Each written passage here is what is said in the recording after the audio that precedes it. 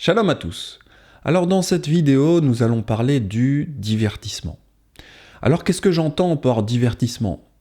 Eh bien, je vais surtout parler de la culture populaire. Il y a aujourd'hui des milliers de façons de se divertir.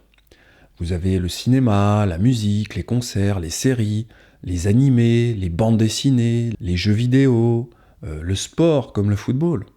Est-ce que la Bible parle du divertissement ? Et si oui, en parle-t-elle de façon positive ?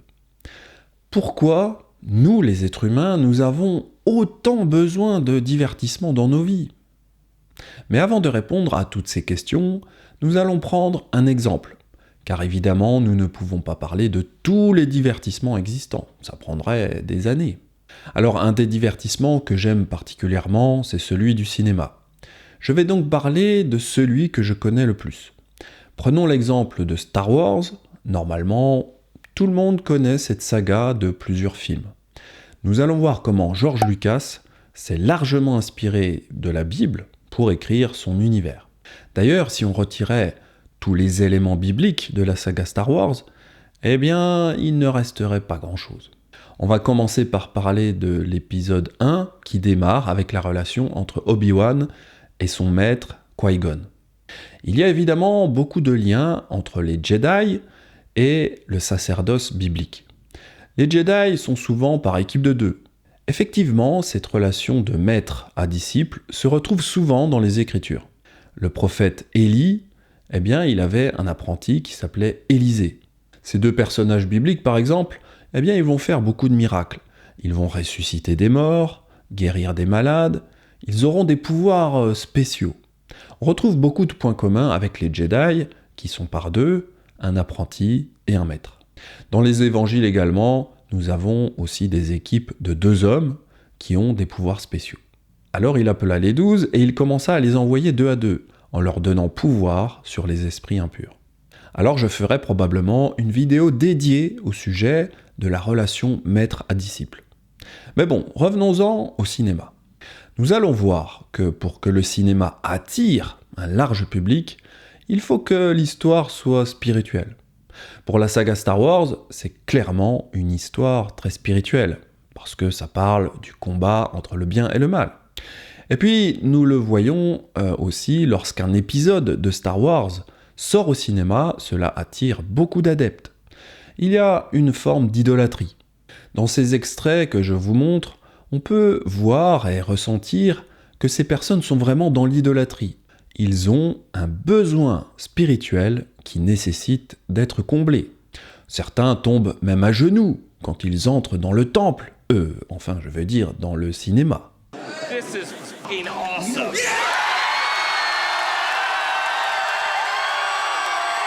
Parfois, les gens dormaient et campaient devant le cinéma pour être sûrs de voir le film si attendu. Vous avez même le public qui chantait des louanges avant de voir le film.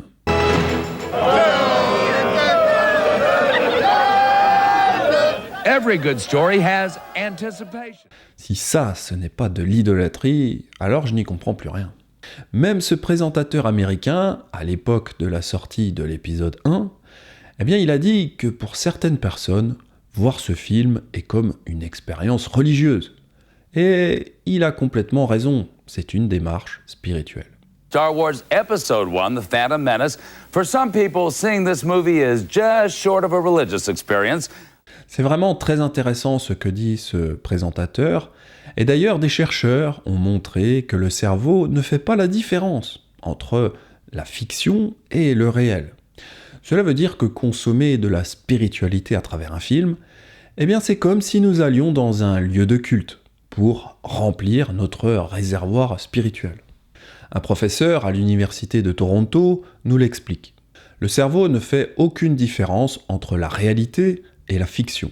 Ainsi, comme l'affirme le professeur Keith Oatley de l'université de Toronto, la lecture produit une simulation vivante de la réalité. Grâce à la lecture, nous avons la possibilité de vivre des expériences vécues par les personnages de la fiction. Alors évidemment, cela ne s'applique pas uniquement à la lecture, mais à toute forme de divertissement, notamment le cinéma.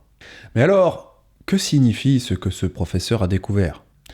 Eh bien, notre besoin de spirituel peut à la fois être comblé par du divertissement ou par une spiritualité réelle. Notre ennemi, le diable, ne veut absolument pas que nos besoins spirituels soient comblés par Yahweh. Le diable va donc investir beaucoup de son temps et beaucoup de son énergie à produire du divertissement pour détourner notre instinct spirituel vers des choses non bibliques. Dans l'introduction de cette vidéo, je posais la question « Est-ce que la Bible parle du divertissement ?» Et en effet, elle en parle dans Exode 32. Le lendemain, ils se levèrent de bon matin, et ils offrirent des holocaustes et des sacrifices d'action de grâce. Le peuple s'assit pour manger et pour boire. Puis ils se levèrent pour se divertir. Yahweh dit à Moshe, « Va, descends, car ton peuple, que tu as fait sortir du pays d'Égypte, s'est corrompu. » Évidemment, dans ce premier passage, qui contient le mot « divertir » ou « divertissement », on voit que ça n'a pas été du goût de Yahweh. L'apôtre Shaoul commentera ce passage d'Exode pour le confirmer. « Ne devenez point idolâtres, comme quelques-uns d'eux, selon qu'il est écrit, « Le peuple s'assit pour manger et pour boire, puis ils se levèrent pour se divertir. » C'est vraiment difficile de comprendre Shaoul ici. Après tout, qu'y a-t-il de mal à s'asseoir pour manger et pour boire ? Et pourquoi Shaoul dit qu'ils étaient idolâtres en faisant cela ? Alors pour comprendre, il faut lire l'ensemble du chapitre 10 de 1 Corinthiens.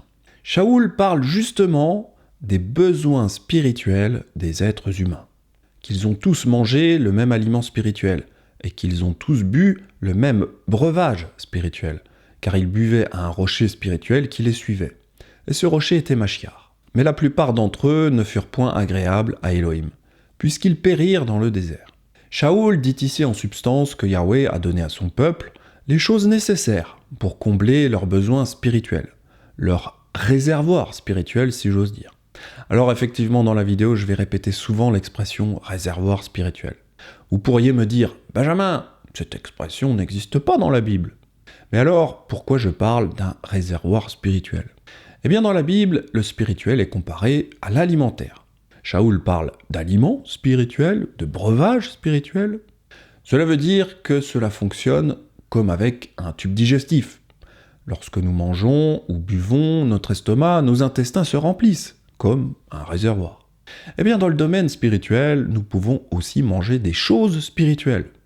Et cela remplit notre réservoir, notre estomac spirituel, en d'autres termes, notre esprit.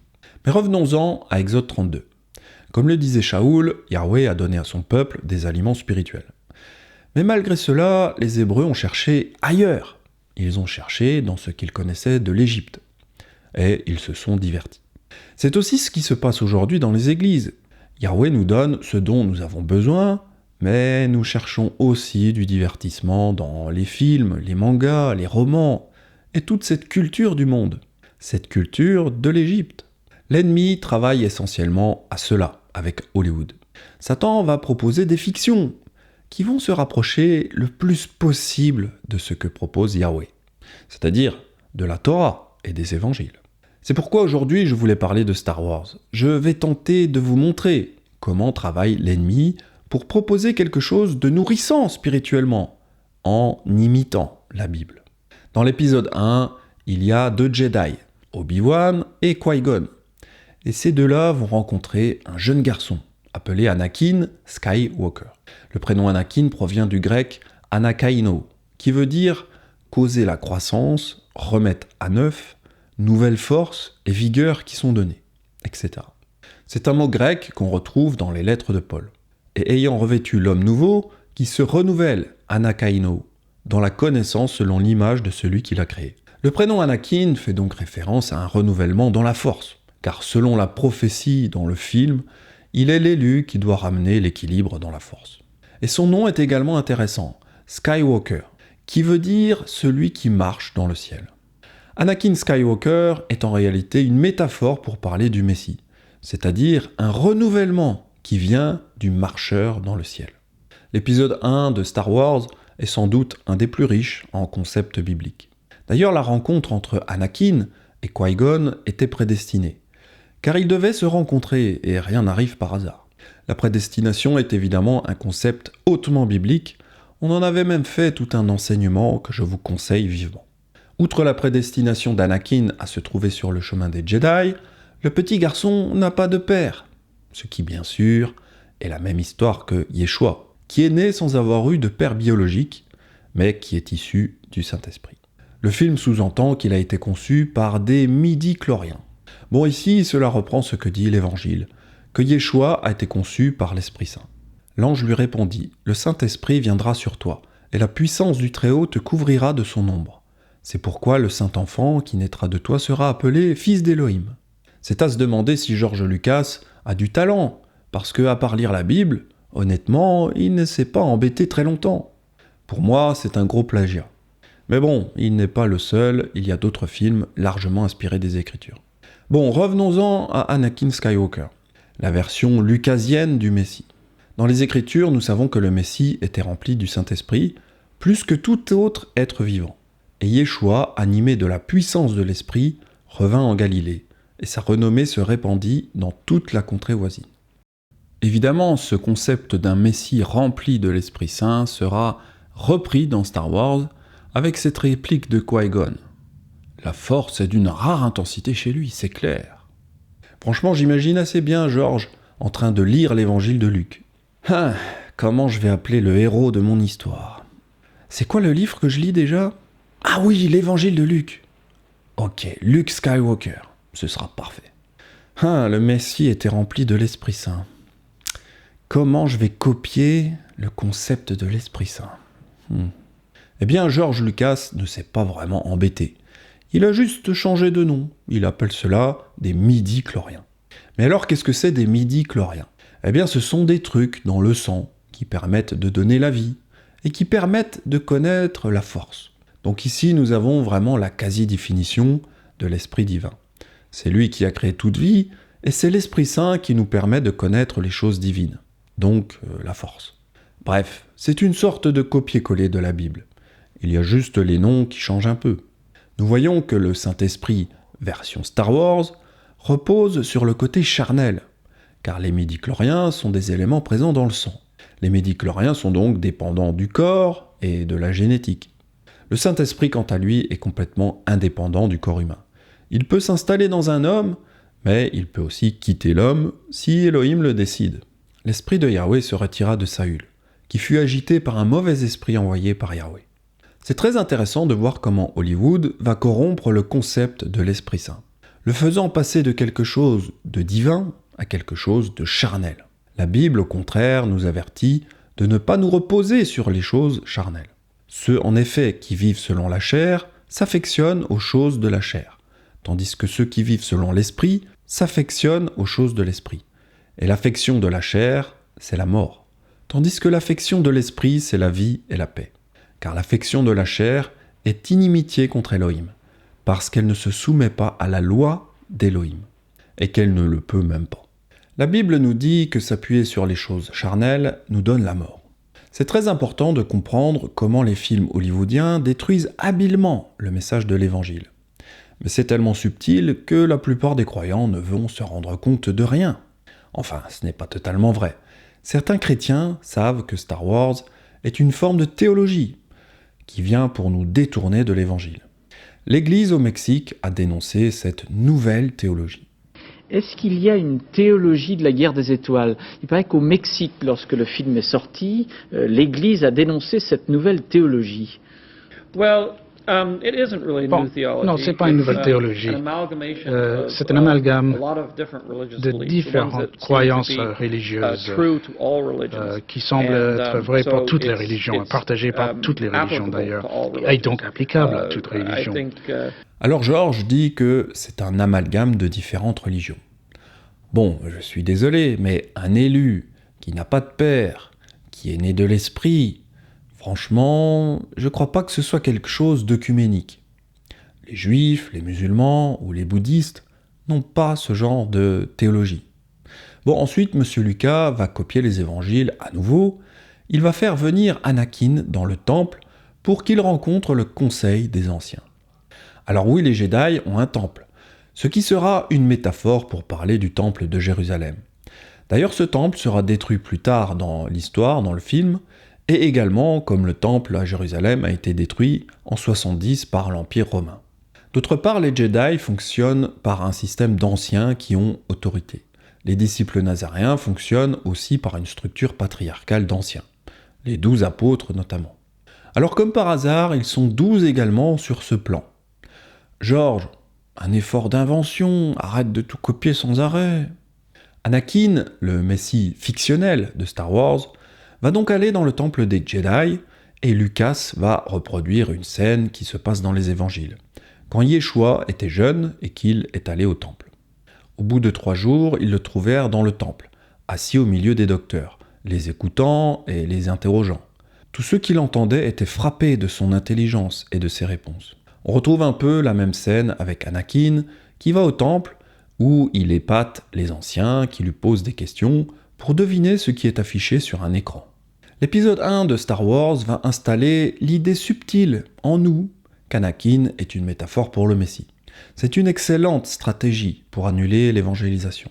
Alors même si Lucas va se créer une sorte de copie du Messie biblique avec Anakin, il va plus tard s'écarter de l'évangile. Car si Yeshua est le sauveur du monde, Anakin deviendra quant à lui la grosse crapule de la saga. Pire encore, il sera aussi une métaphore pour parler du nazisme.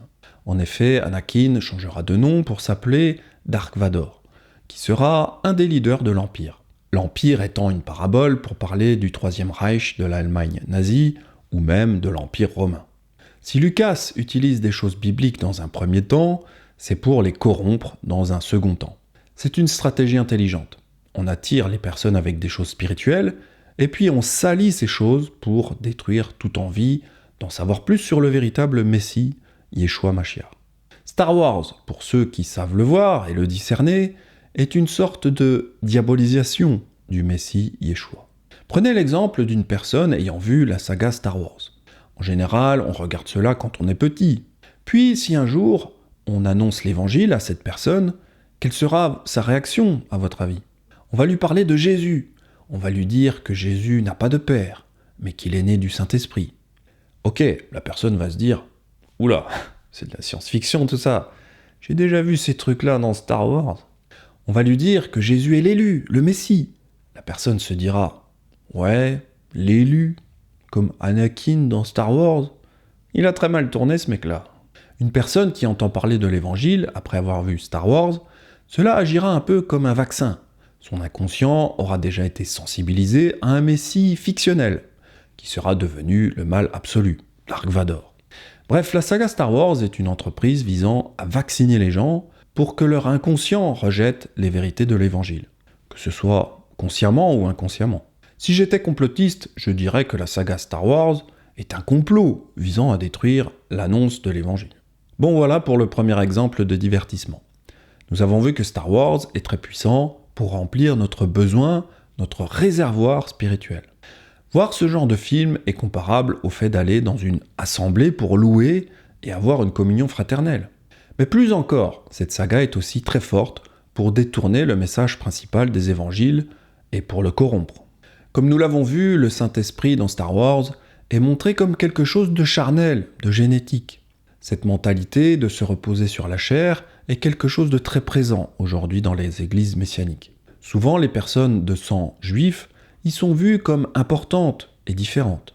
D'un autre côté, les croyants non juifs, comme les chrétiens, disent quant à eux que comme ils ne sont pas génétiquement de Juda, ils n'ont pas besoin de faire tel ou tel commandement réservé aux juifs, comme le Shabbat par exemple. Cette mentalité de s'appuyer sur la chair est très présente aujourd'hui chez les croyants. Mais la Bible enseigne que le Saint-Esprit peut descendre sur des juifs ou des non-juifs, et que tous sont appelés au salut dans l'obéissance au commandement. Shaul le confirmera dans sa lettre aux Romains.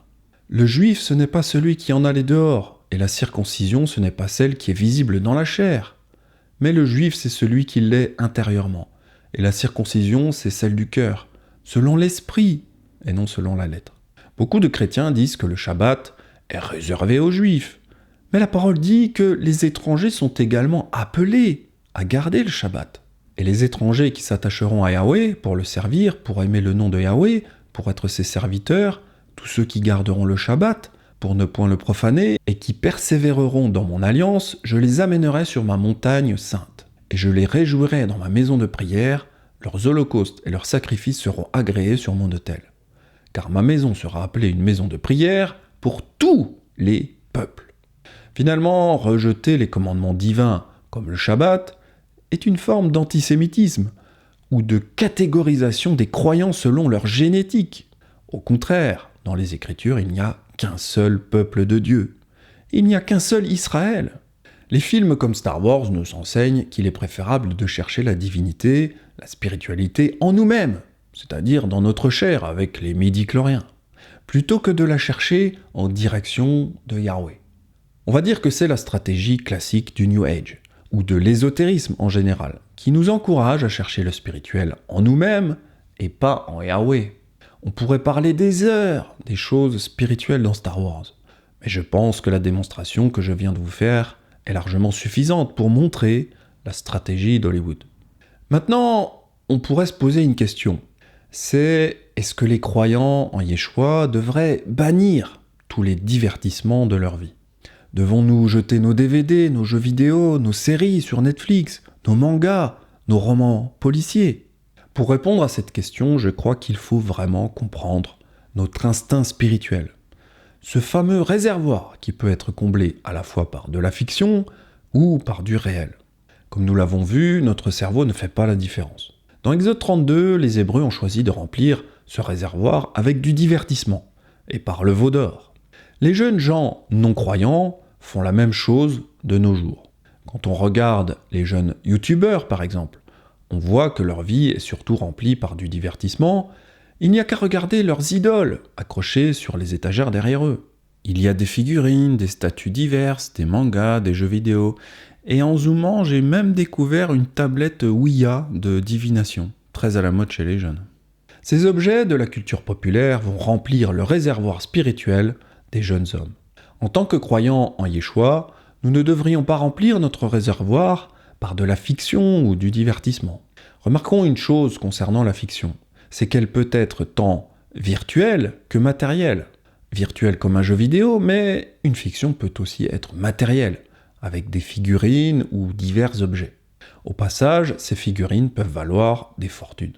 Et enfin la pop la plus chère du monde, celle qui te permettrait d'acheter beaucoup de Big Mac ou une voiture neuve. Il s'agit de la pop orange mécanique phosphorescente qui a été vendue à plus de 11 000 €. Oui, 11 000 € pour un petit bout de plastique. Finalement, nous ne sommes pas très loin du passage des Écritures avec l'histoire du fabricant des temples de Diane. Un nommé Démétrius, orfèvre, fabriquait en argent des temples de Diane et procurait à ses ouvriers un gain considérable. Ces figurines modernes sont des éléments de la culture populaire qui nourrissent le réservoir spirituel des gens, comme pouvaient le faire des sculptures de faux dieux grecs. Nous ne devons pas utiliser la spiritualité du monde, mais plutôt la spiritualité biblique.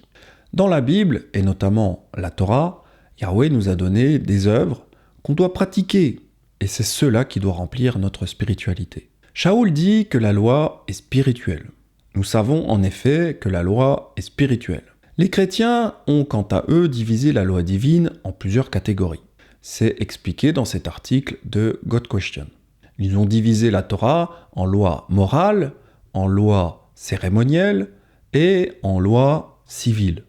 Les chrétiens prétendent qu'il faut uniquement suivre les lois morales aujourd'hui. Mais le site God Question affirme que cette division de la loi divine en catégories est une construction humaine. Cette répartition de la loi juive en plusieurs catégories est une construction humaine. Bien sûr, ils insistent sur le fait que ce soit la loi juive. Et comme ce sont des chrétiens, ils n'ont pas besoin de s'y soumettre.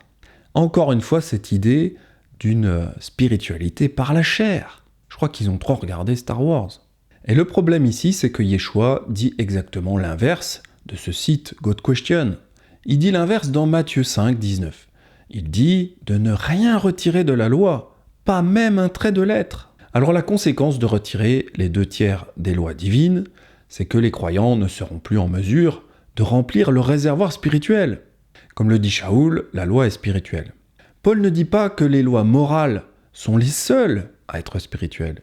Il dit que même les lois cérémonielles sont spirituelles. C'est ça que les chrétiens ne comprennent pas. Ils pensent que les lois qui concernent le corps ne les concernent pas. Par exemple, ils rangent les lois alimentaires dans la catégorie des lois cérémonielles. Ils pensent donc que manger des animaux impurs, comme du lapin ou du porc, n'a aucun impact sur la spiritualité. Le christianisme a repris la conception grecque de la spiritualité. La philosophie grecque prétend que le corps n'a aucune importance dans la spiritualité. Mais Yahweh, lui, dit le contraire. Toute sa loi est spirituelle. Même les commandements sur la pureté, les commandements sur les fêtes, le Shabbat ou les lois alimentaires. Ces choses-là participent à notre spiritualité. Les chrétiens ont une mauvaise compréhension des choses spirituelles. Mais les athées également ne comprennent pas qu'eux aussi sont des créatures spirituelles. Il est intéressant de noter qu'un non-croyant possède lui aussi un réservoir spirituel. Certains athées nous disent parfois, à nous les croyants, que nous avons besoin d'une béquille pour vivre. Nous avons besoin d'un Dieu pour nous sentir mieux. Alors que eux, en revanche, peuvent très bien vivre sans avoir de Dieu, ni de spiritualité. Parfois même, les athées se moquent de ceux qui font des choses spirituelles. La fête de Soukhot, par exemple. Je vois dans un beau quartier de Paris, il y a sur un balcon un mec qui s'est fait une espèce de KGB à la main, tu vois, et je fais une story, je dis gitans qui sont arrivés à Paris, et là il y a le peuple élu qui m'écrit, et du coup on me dit que c'est une fête juive où il faut manger sous des cabanes pendant une semaine. Et en vrai, bah oui, ça me fait rire, je me dis mais c'est une religion ou c'est un centre RS, bordel, comment... Parfois les gens du monde se moquent de la spiritualité des croyants. Pourtant, eux aussi participent à des fêtes culturelles, encore plus saugrenues que les fêtes bibliques. Il y a le festival du roulé de fromage en Angleterre, où les participants doivent attraper un fromage qui roule dans une pente enherbée. Il y a la fête du buffet des singes en Thaïlande. Il y a le festival espagnol du saut du diable, où des hommes déguisés en diable sautent par-dessus des bébés dans la rue. Il y a la fête de Pandialé à La Réunion, où les participants doivent marcher sur un brasier. Et en Corée du Sud, il y a le festival de la boue, où les participants se roulent dans la boue, comme des truies. Bref, certains athées peuvent parfois se moquer de la spiritualité des Nazaréens, quand nous faisons Soukhot par exemple. Mais eux par contre, ont des célébrations complètement hallucinantes. Donc les athées se moquent parfois des croyants dans leurs besoins spirituels, mais en réalité, ils ne valent pas mieux que nous, car ils ont eux aussi des besoins spirituels. Ils ont simplement changé le nom. Ils appellent cela la culture. Les athées ont besoin de communier, d'avoir des amis, d'avoir des passions. Ils se remplissent de spiritualité grâce à plusieurs divertissements. C'est assez ironique. Mais étant donné que Yahweh a aussi créé les non-croyants, il est normal qu'eux aussi doivent remplir leur réservoir spirituel d'une manière ou d'une autre. Donc, encore une fois, la conséquence de la mentalité chrétienne, c'est que les chrétiens ne peuvent pas complètement remplir leur réservoir spirituel, car ils ont aboli de très nombreux commandements. Les répercussions pour avoir aboli les 2/3 de la loi divine, c'est que les chrétiens sont souvent dans une faim spirituelle. Et pour compenser cette faim spirituelle, ils n'auront pas le choix. Ils vont devoir consommer de la spiritualité mondaine, à savoir des films au cinéma. Ils vont devoir faire de l'ésotérisme, du New Age, du yoga, des fêtes païennes comme la fausse Pâques, Noël ou même Halloween. Amos le prophétisait pour la maison d'Éphraïm, c'est-à-dire les chrétiens. « Voici, les jours viennent, dit Adonai Yahweh, où j'enverrai la famine dans le pays. Non pas la disette du pain et la soif de l'eau, mais la faim et la soif d'entendre les paroles de Yahweh. En ce jour, les belles jeunes filles et les jeunes hommes mourront de soif. » Quand Paul parle de spiritualité, il parle de nourriture spirituelle. Comme nous l'avons dit, les chrétiens ont aboli les lois alimentaires divines. Cela signifie que les chrétiens mangent de tout, sans discerner le bon du mauvais. Ce mauvais comportement alimentaire aura des répercussions sur leur capacité à discerner si un aliment spirituel est bon ou mauvais. C'est-à-dire que les chrétiens ne savent pas discerner si un divertissement est bon ou mauvais. Car pour eux, tout est comestible, à la fois la nourriture physique, mais également pour la nourriture spirituelle. Quand tu vas dans une église chrétienne et que tu regardes la louange, alors tu vois un divertissement. Il y a des musiques du monde, du rap, du rock, du métal. Tu as un concert, mais il n'y a pas de véritable louange. Il y a une telle pauvreté spirituelle dans les églises modernes, et je pèse mes mots, il y a un tel désert spirituel que le divertissement a dû rentrer dans les églises pour compenser cette famine spirituelle prophétisée dans Amos. L'autre jour, je suis tombé sur une vidéo qui parlait du Jesus Festival. Au premier abord, tu te dis « Ouais, ça a l'air super sympa ». Mais je ne sais pas vraiment si les gens viennent pour Yeshua ou pour le divertissement. Est-ce que la louange, c'est vraiment pour Yeshua ou est-ce une louange aux musiciens, à la musique ou aux émotions qu'on peut éprouver en écoutant du rap, du rock ou de l'électro? Est-ce que ce festival est un divertissement ou une réelle louange au Créateur? Est-ce une bonne chose d'utiliser des musiques comme le rock, le rap ou le métal pour louer Yahweh? Pour répondre à cette question, je vais vous parler du métal. Je suis tombé sur une vidéo qui parlait des missionnaires qui travaillent lors du festival appelé Hellfest. Hellfest, cela veut dire la fête de l'enfer. C'est un festival de musique métal. D'ailleurs, la mission d'évangélisation s'appelle la Metal Mission. En soi, je trouve l'initiative d'aller évangéliser dans des lieux sataniques assez remarquable. Je trouve que ces évangélistes ont vraiment beaucoup de courage. Je pense que si Yeshua était sur Terre aujourd'hui, il irait probablement faire un tour dans ce festival de métal, si on en croit ce passage des évangiles. Les pharisiens et les scribes murmurèrent et dirent à ses disciples « Pourquoi mangez-vous et buvez-vous avec les publicains et les gens de mauvaise vie ?» Yeshua, prenant la parole, leur dit « Ce n'est pas ceux qui se portent bien qui ont besoin de médecins, mais les malades. Je ne suis pas venu appeler à la repentance des justes, mais des pécheurs. » Cependant, les évangélistes qui travaillent dans le Hellfest, eh bien, ils aiment l'univers du métal. Ils aiment la musique du monde, comme en témoigne le président de Metal Mission. Il porte un t-shirt d'un groupe de métal avec une sorte de démon. Les autres responsables ont aussi des têtes de mort sur leurs habits. Ce qui démontre que ils aiment, ils apprécient la musique métal, l'univers du métal. Je me demande comment on peut confesser Jésus, être imitateur de Jésus, tout en aimant des choses diamétralement opposées à Jésus. Comment peut-on aimer l'univers du métal, un univers noir et sombre, alors que Yeshua est la lumière? Comment peut-on aimer la mort, avec des têtes de squelettes, des tombes, alors que Yeshua a triomphé de la mort? Et puis, notre Dieu n'est pas celui des morts. Dieu n'est pas Dieu des morts, mais des vivants. Vous êtes grandement dans l'erreur. Metal Mission propose même une application pour lire la Bible aux couleurs du métal. Donc évidemment, tout en noir, avec une couronne d'épines sanguinolentes, des tombes avec des croix, on dirait un cimetière, cette application. Il est vrai qu'il existe du métal chrétien. Mais honnêtement, je trouve que les valeurs du métal sont tellement opposées à celles de Yeshua que cela n'a aucun sens de louer en utilisant la musique métal. Cependant, si nous devions interdire le métal chrétien, on devrait peut-être interdire le rap chrétien ou le rock chrétien. Je n'ai malheureusement pas assez de connaissances en musique pour pouvoir faire une frontière nette entre la musique utilisable pour louer et la musique qu'on ne devrait pas utiliser. De plus, la Bible ne parle pas beaucoup de cela, mais en même temps, les musiques du monde sont assez récentes. Le jazz, le rock, le rap, la techno n'existaient pas quand la Bible a été écrite. On doit donc faire appel à notre bon sens, notre instinct et surtout l'Esprit Saint en nous pour discerner cela. Nous savons de source sûre que la musique influence beaucoup l'être humain dans son humeur et son comportement. Il y a même un passage qui montre que la musique jouée par un homme de Yahweh pouvait faire fuir un mauvais esprit. Et lorsque le mauvais esprit venant d'Élohim était sur Saül, David prenait la harpe et jouait de sa main. Saül respirait alors plus à l'aise et se trouvait soulagé, et le mauvais esprit se retirait de lui. La musique est clairement une chose qui peut remplir notre réservoir spirituel, ou du moins influencer notre esprit. Une musique joyeuse nous donnera de la joie.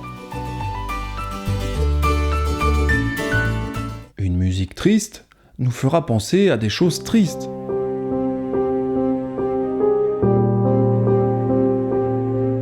Une musique rythmée nous donnera envie de danser. Si on écoute du hard rock, on sera un peu en colère. Nous voyons que la musique est très puissante pour influencer l'esprit humain. Cela paraît relativement évident avec ces quelques exemples. Il n'y a pas vraiment de preuves scientifiques à ce que je vous dis, mais je pense qu'on a tous pu l'expérimenter personnellement, la musique change notre humeur. Vous savez, on utilise parfois l'expression « état d'esprit ». Les styles musicaux influencent notre état d'esprit. Par exemple, il y a un état d'esprit rock'n'roll. Vous savez, c'est une forme de rébellion contre la société, les parents, l'autorité, la main levée en signe de corne, ou ce genre de choses. La musique a donc une grande influence sur notre esprit et donc notre spiritualité avec Yahweh. Mais alors, si nous devons choisir une musique pour louer Yahweh, ne devrions-nous pas choisir des musiques qui nous donnent de bonnes émotions, comme la paix, la joie? Il y a quelques mois, j'avais écouté une vidéo du youtubeur Seb. Il expliquait que certains festivals de musique avaient très mal tourné. Je ne veux pas dire que la musique est la seule responsable de ces drames, car l'alcool, la drogue et d'autres facteurs ont pu jouer. Mais je pense que le style de musique a sûrement joué un rôle. Par exemple, dans ce concert du rappeur Travis Scott, il y a eu 10 morts et des centaines de blessés. Un autre festival techno, quant à lui, a causé la mort de 19 personnes et plus de 600 blessés. Pareil pour Woodstock 99, avec de la musique rock. Il y a eu 3 morts et plus de 1000 blessés. Les festivaliers ont mis le feu et ont provoqué des émeutes. Il y a eu aussi beaucoup d'abus sexuels et de viols quand les personnes sont sous l'influence de ces musiques. Ces exemples montrent que la musique moderne, comme le rock, le rap ou la techno, peuvent influencer les gens dans leur esprit et leur humeur. D'autre part, il y a beaucoup de témoignages de chanteurs qui disent avoir signé pour servir Satan. You still do it. Why are you still out here? Well, it goes back to the destiny thing. I made a bargain with it, a long time ago, and I'm holding up my end. What was your bargain? To get where I am now. Should I ask who you made the bargain with? with the chief commander. On this earth? And this earth, and then in a world we can't see. Par ailleurs, beaucoup d'artistes ont dit avoir des alter ego, donc des démons qui les aident dans leur carrière. On sait également que certaines musiques, certaines vibrations sont utilisées pour hypnotiser des gens et les mettre en état de transe, comme le bouddhisme. Il y a même des ésotériques qui font des séances d'écoute de certains sons, de certaines vibrations pour ouvrir les chakras, ouvrir la glande pinéale. Ce youtubeur, par exemple, utilise l'étoile de Ramphane lors de ses séances d'écoute. Donc vraiment, méfiance sur ces choses-là. Sur une conscience élargie, donc on va pouvoir se laisser aller dans cet espace sans rien chercher, sans rien attendre. Et on va lancer la séance maintenant. Je vous souhaite une magnifique séance. On peut parler ici de géométrie sacrée du son, avec l'utilisation de techniques particulières de mixage et autres. On voit que la musique ou les sons peuvent nourrir notre réservoir spirituel en bien ou en mal. Donc attention à toutes ces musiques du monde qui peuvent détruire notre spiritualité avec Yahweh. À titre personnel, depuis que je n'écoute plus de musique du monde, je me sens beaucoup plus en paix. Mon état d'esprit a été dégagé des mauvaises influences des sons ou de la musique mondaine. Bref, pour en revenir à la musique chrétienne, je pense vraiment que les musiques du monde, comme le métal, le rap, le rock ou la techno, n'ont pas vraiment leur place dans la louange. Nous, les Nazaréens, nous ne mangeons pas tous les animaux, car Yahweh nous a montré que certains sont impurs pour nous. Il en va de même pour la nourriture spirituelle, comme la musique. Il y a des musiques qui sont bonnes et d'autres qui ne sont pas bonnes pour notre esprit. En plus des musiques mondaines, il y a toutes sortes de divertissements qui sont entrés dans les églises. Ma femme avait vu quelque chose d'étonnant au sein d'une église protestante. L'année dernière, une église protestante du quartier avait organisé un événement pour les enfants. L'école avait fait la pub dessus. Comme les enfants n'avaient pas eu de communion fraternelle depuis des années, je les avais amenés là-bas. Personnellement, j'avais presque oublié la légèreté spirituelle de l'église. Mais en y allant, ça a été une bonne piqûre de rappel. À ma grande surprise, l'église avait fait venir un magicien chrétien pour enchanter les petits. L'événement était composé de spectacles de cartes et de ballons et aussi des déguisements de personnages bibliques. Nos enfants étaient très mal à l'aise et n'avaient pas envie d'y participer.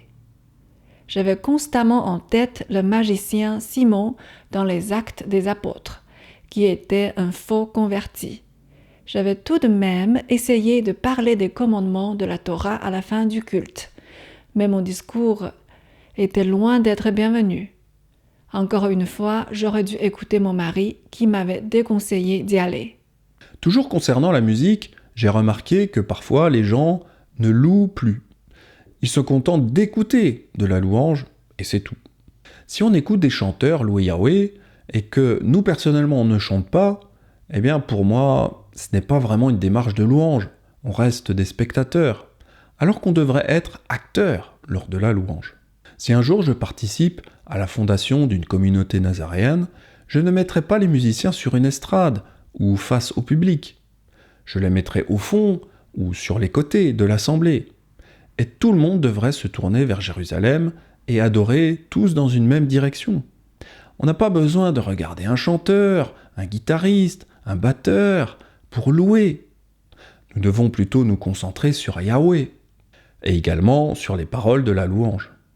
On doit vraiment faire sortir les concerts de nos congrégations, réhabiliter la vraie louange active et ne plus être passif. Pour finir, il faudrait filtrer entre la bonne et la mauvaise musique. Pour cela, il faudrait que des experts en louange et en musique puissent entendre l'esprit de Yahweh, les guider dans cette démarche. Comme nous l'avons vu, le christianisme est rempli par toutes sortes de divertissements babyloniens. Parfois, des gens m'écrivent pour me dire qu'ils n'arrivent pas à prier, qu'ils n'arrivent pas à faire les fêtes bibliques, qu'ils ont du mal à faire le culte, qu'ils n'arrivent pas à obéir aux commandements divins.